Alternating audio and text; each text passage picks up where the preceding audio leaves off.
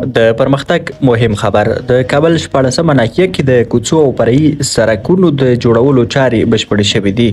د جهان نیوز درنو لیدونکو ستړي مشئ، ټول جزئیات را سره ویډیو کې وګورئ او چینل هم سبسکرایب کړئ. د کابل ښاروالۍ پر خپله ایکس پاڼه لیکلي چې ښاریانو ته یې د ښاري او ټولنیزو اسانتیاوو رامنځته کولو په موخه د 14مې ناحیې اړوند په 11 او 19 ګذاري کې د کوڅو او فرعي سړک جوړولو چارې بشپړې کړې دي.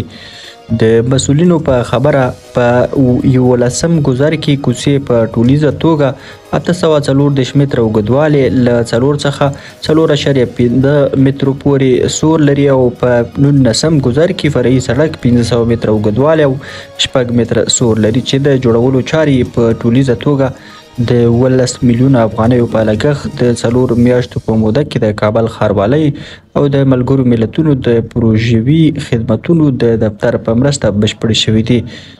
درنو لیدونکو د ملتیا مو مننه، ښه وخت ښې شېبې.